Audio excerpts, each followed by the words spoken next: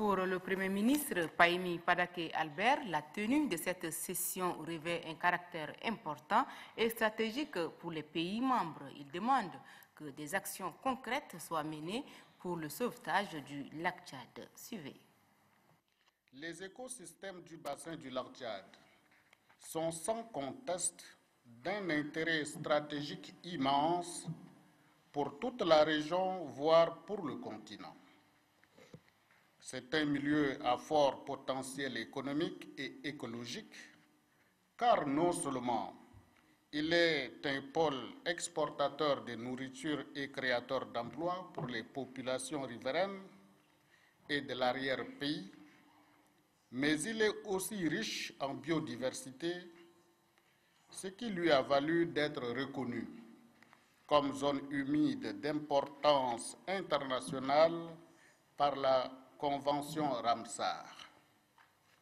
Actuellement, le processus de son classement au patrimoine mondial naturel de l'UNESCO est en cours.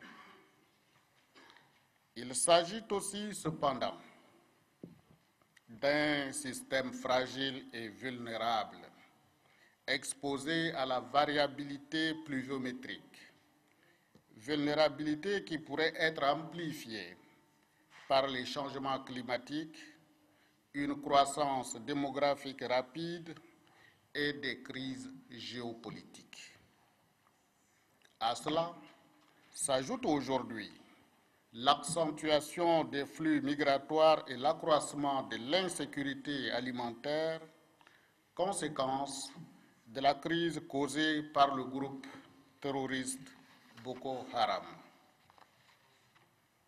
Quant à ces ressources en eau, malgré une amélioration éphémère récente liée à une pluviométrie plus favorable, la superficie en eau du lac reste au plus au 10e de son niveau normal de 25 000 km² des années 60. Il s'agit d'une menace claire sur l'avenir de ce grand bassin humide d'Afrique, avec les conséquences que personne ne mesure au plan humain et de l'écosystème.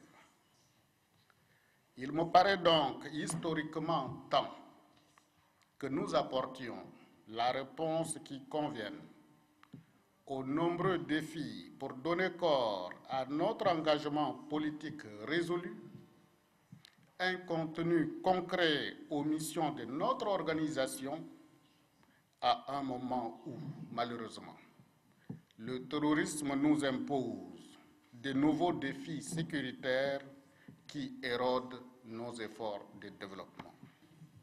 Dans un tel contexte, valoriser le potentiel du lac Tchad et augmenter la résilience des sociétés et des systèmes de production au changement climatique suppose une recherche de cohérence dans les politiques et les stratégies, une bonne articulation et une mise en œuvre efficace des projets et programmes.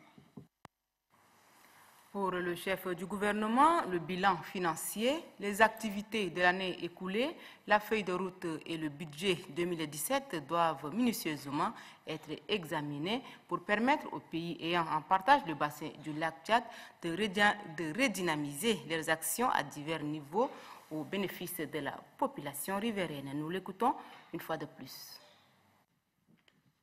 Les présentes assises de N'Djamena s'attelleront à examiner le bilan financier des activités 2016, ainsi que le programme d'activité et le budget 2017 de la Commission du bassin du lac Tchad. Ces examens doivent vous permettre d'une part de renforcer les acquis réalisés grâce à l'engagement de tous et d'autre part de lancer de nouvelles initiatives qu'imposent les défis singuliers de notre sous-région. Outre les points ci-dessus évoqués, j'attire votre attention sur certaines préoccupations actuelles des partenaires et nos États membres relatives, entre autres, à la finalisation de la réforme institutionnelle de la Commission du bassin du lac Tchad, à la mobilisation de ressources financières additionnelles pour les nouveaux programmes, aux interventions en faveur des jeunes et des groupes vulnérables dans un contexte post-conflit, et enfin à l'implication des parties prenantes du bassin élargie aux organisations de la société civile dans les actions de la CBLT. Comme vous le constatez, le programme de travail est bien fourni et je sais pouvoir compter sur l'esprit constructif, empreint de confiance et de compréhension qui a toujours caractérisé vos délibérations. Je reste persuadé que les conclusions auxquelles vous parviendrez constitueront des catalyseurs du développement de cette région qui en a tant besoin. Je voudrais encore une fois remercier singulièrement la Banque africaine de développement, chef de file des partenaires techniques et financiers du bassin du lac Tchad, et l'ensemble des partenaires ici présents pour leur appui et leur accompagnement constant.